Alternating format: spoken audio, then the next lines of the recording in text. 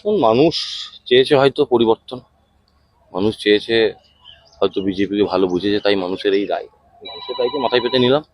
আগামী দিন রাজনৈতিক ময়দানে থাকবো, রাজনীতির সঙ্গে থাকবো। আগামী দিনে মানুষের কাছে আবার পৌঁছাবো, মানুষের ক্ষোভ বিক্ষোভ শোনার চেষ্টা করবো, মানুষকে পাশে নিয়ে আবার আগামী দিনে লড়াই করবো। নিজেদের সাংগঠনিক দুর্বলতা। দেখুন, এটা সাংগঠনিক দুর্বলতার বিষয় নয়, এটা মানুষ চেয়েছে, মানুষের রায়, সংগঠনের রায় এটা নয়। সংগঠনের রায় তৃণমূল কংগ্রেসের পক্ষে ভোট করেছে, মানুষের রায় মানুষ দিয়েছে। আপনি প্রার্থী ছাড়াও আপনি বিষ্ণুপুর সাংগঠনিক জেলা সভাপতি। বিষ্ণুপুরে একটা বিস্তীর্ণ অঞ্চল রয়েছে যেটা আলুর এলাকা। আলুর দাম না পাওয়া, সেটা কি কোথাও কাজ করেছে?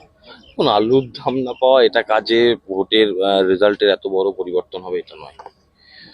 আলুর দাম না পাওয়া যেমন আছে, গ্যাসের দাম বৃদ্ধিও আছে, তাই না? অতএব সার্বিকভাবে পেট্রোলের দাম বৃদ্ধি আছে, ডিজেলের দাম বৃদ্ধি আছে, দাম অতএব সেই জায়গা থেকে একটা পুরো পরিবর্তন হওয়া, পরিবর্তিত হওয়া, এটা আলুর দামের উপর নির্ভর করে না। এবার কি মেরুকরণ হয়েছে ভোটারদের?